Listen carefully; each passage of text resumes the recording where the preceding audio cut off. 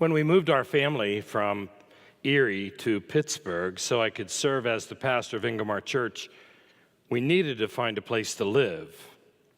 We did not want to live too far away from the church, but we also wanted access, easy access to Interstate 79 for Tony's employment as a nurse.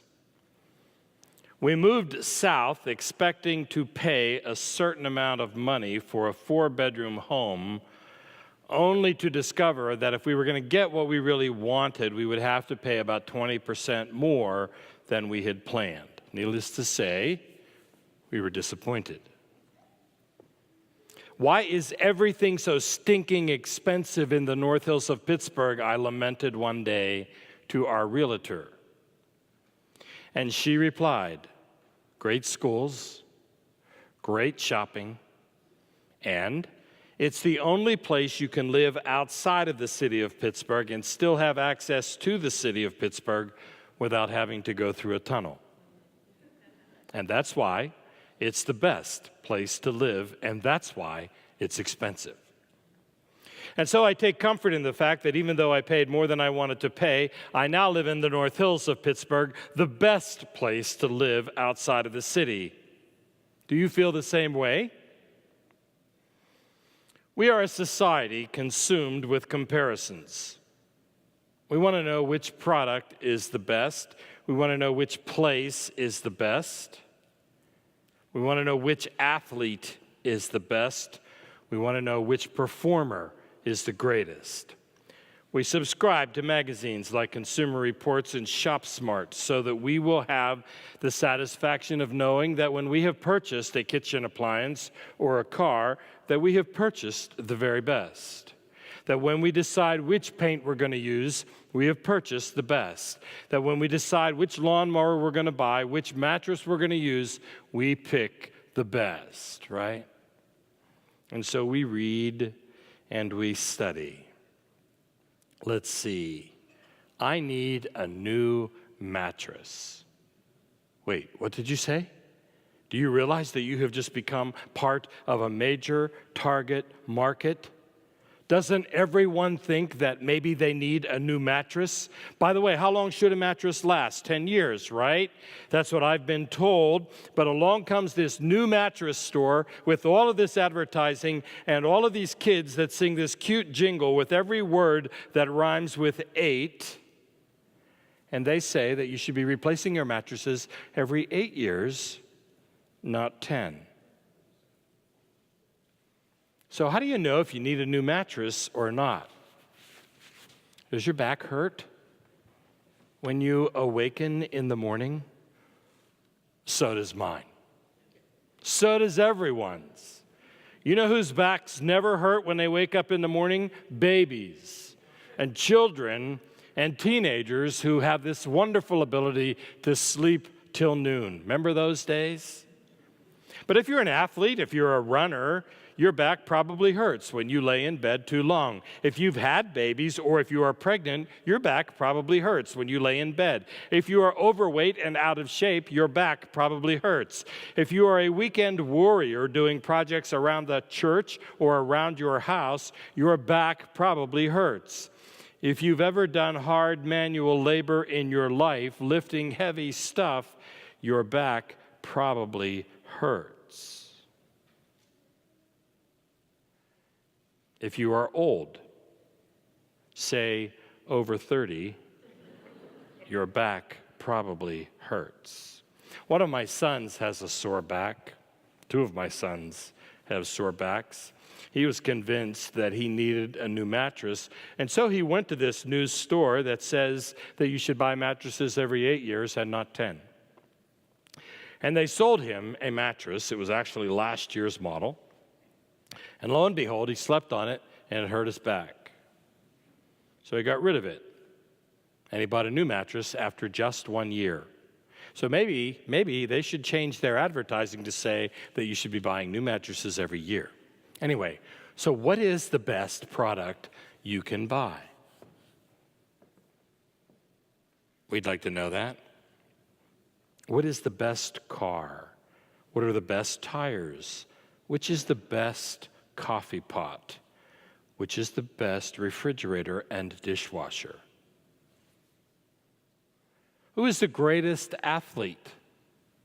Last week, I watched a show while I was visiting with my grandchildren. The Major League Baseball Network was on. And they were asking this question, so I paid attention. Who are the 4 greatest pirates of all time? Number 1 was Honest Wagner. Number 2 was Archie Vaughan. Number 3 was Roberto Clemente. And number 4 was Willie Stargell. What is the greatest hockey player? Who is the greatest hockey player right now in professional hockey? I could tell you. Of all time, I could tell you. Who is the greatest Steeler? I'm not sure. Which is the greatest school district in the area? Which is the greatest church? When I was earning my doctorate in the Beeson program at Asbury Seminary, the dean of the Beeson program was Dr. Dale Galloway. And he was kind of a household word among church leaders. People widely respected him.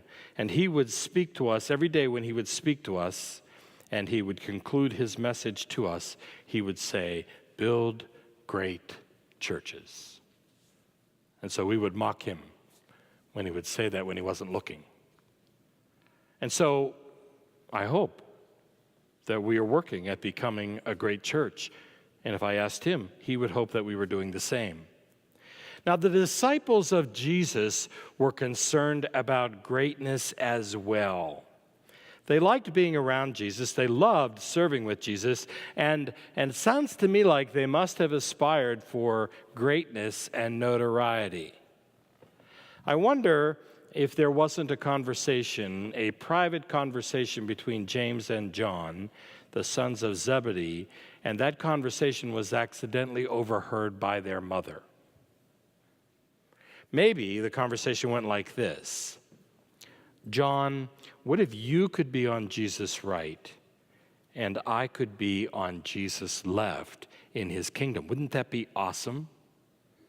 And then all of a sudden there's a voice from the kitchen that says, Boys, if that's what you want, then you should ask Jesus to give it to you. Nothing is too good for my boys." Mom, no, we're not going to ask. Why not? Good things come to those who ask. No, Mom, we're not going to ask. That would be embarrassing. You should ask. Even Jesus said, "Ask and you will receive." That's not what he meant, Mom. You don't know that. You should ask. We're not going to ask, Mom. I'll ask for you. Come, we'll go together. Mom, I said come. And she grabbed their arms, or maybe she grabbed their ears, and she dragged them to Jesus. I'm just surmising here. But as I was reading this passage of Scripture this week, I recognized something that I hadn't recognized before. You probably all did that. I've preached on this passage often, but I just didn't see this. James and John were there when she asked. I thought she maybe had a quiet, out-of-the-way conversation with Jesus. But when I reread the Scriptures, here's what it says. Then the mother of Zebedee's sons came to Jesus with her sons and kneeling down asked a favor of him. All of them were there. The 2 sons and their mother and Jesus. That sounds embarrassing to me. My boys didn't want to ask, so I'm going to ask for them. "What is it that you want?" Jesus asked. She said, "Grant that one of these 2 sons of mine may sit at your right and the other at your left in your kingdom." Now, I imagine that Jesus did not show the shock he felt when they said that. He didn't say it, but I'll bet he thought it. Because he said after that, "You don't know what you are asking. Can you drink the cup I am going to drink?" And without thinking, they say, "We can." Please tell me they did not answer quickly and frivolously, as it appears they did. So now they are in too far. Their mother has asked Jesus for this favor, so now the cat's out of the bag, and they kind of feel like they're good so far. So then Jesus, pressing them a little bit, asks them this loaded question about drinking the cup he's going to drink, and they say, "Yep," as if there's no problem for them to do it. Oh my gosh, if they only knew what they had just said yes to. You know, right? You know what Jesus meant. Can you endure my journey? Is what he's saying. Can you suffer as I will suffer? Can you die as I will die? And then Jesus says, you will indeed drink from my cup. As if to say, if you had any idea what you were saying yes to, you would have run for cover. So when the other disciples hear about this, they're indignant. And again, I'm guessing they said things like, who do you think you are? Or of all of the nerve, how could you make such a statement? And then I bet they had one more thought. Know what that was? Shoot, they beat me to it. They beat me to it. So Jesus then calls them all together for a teaching moment. He says something like, let's bring it in, boys. Let's bring it in. Come on. And then he says, you know that the ruler of the Gentiles lord over them. What's that mean? That means that the ruler of the Gentiles flaunts his authority and his power. He does not let the people under him forget that he is in charge of them. And their high officials exercise authority over them. And then he says to his disciples, not so with you, not so with you. Instead, whoever wants to become great among you must be your servant, and whoever wants to be first must be your slave. Just as the Son of Man did not come to be served, but to serve, and to give his life as a ransom for many. Jesus turns their way of thinking upside down, and he equates greatness with serving others. He says that to be first, to be most important, one must be like a slave, caring for others with no thought for oneself. And after saying what he said, I can imagine that you could have heard a pin drop in that room. It was so silent. But let's you and I think about greatness for a moment. Have you ever desired greatness? Do you want to be great? Do you want to be great at what you do? Because I do. I'll confess that. But I'm also convinced that I'm not alone. How many of you, when you launched your careers, said, I just want to be okay? I don't mind making mistakes just so I don't make too many mistakes so that I would get fired. I'd like to be mediocre. I'm not concerned with being a great accountant or a great doctor or a great attorney. As long as I have a job and a title, that's all I want. I don't care about being a great nurse or a great teacher or a great director of children's ministry or a great musician, just so I'm getting paid for doing something. No, the desire to be good, the desire to be great is what drives us to work harder and to study more so that we can perform better and do a better job with our patients and our clients and our students, those people that we feel called to serve. The desire for greatness is a desire to satisfy God with our lives because we feel called to the things that we are interested in doing. How about being a parent? You become a mother or father for the first time. Remember that? Do you say, yeah, I just want to be okay at this. You know, if I miss some stuff, it's all right. I'm not going to get all this stuff that all these other people get and keep on hand. I don't think we're going to get a thermometer. And I'm not buying that children's Tylenol. And I'm not buying that Desitin stuff. Man, that's disgusting. I'm not going to worry about sharp knives. They get cut once, they'll learn. And kitty locks, no, we're not doing that. They're too hard to get into. No, you want to be you want to be a great mom or a great dad. You discover you're pregnant. Ladies, you discover you're pregnant and suddenly you are literally eating for two. Not so much in terms of quantity, although that could occur, but more in terms of quality. It's not just what you want, but what's good for the baby. You stop drinking wine because of fetal alcohol syndrome that you're not sure, but maybe somebody somewhere in your family is alcoholic. You refuse to eat lunch meat. I'm not sure why. I guess it's because of listeria or something like that. The things that you crave, you try to take in moderation, right? And this is my favorite. You only eat Oreos and chocolate when no one is watching. You take vitamins and you try to rest more. You know, when I became a dad, I wanted to be the best dad ever. I wanted to be able to care for my boys no matter what was going on in their lives. If they were sick, even though their mother was a nurse, I wanted to be able to help them as well. I wanted to be able to care for them no matter what was going on with them. And by the time Nathan, our second son, was in elementary school, I think I had accomplished what I set out to do, because one of those years, he gave me a coffee cup at Christmas time, and it said, "Nobody's perfect except my dad." You become a great parent by caring for your children, by loving them, by providing for them, by instructing them, by holding them and praying for them when they are sick, by keeping it together when they aren't keeping it together. You pour yourself into them until you've got no more to pour, and then you pour some more. You become a great parent by serving them. We are never more like Jesus than when we serve. For the Son of Man did not come to be served, but to serve.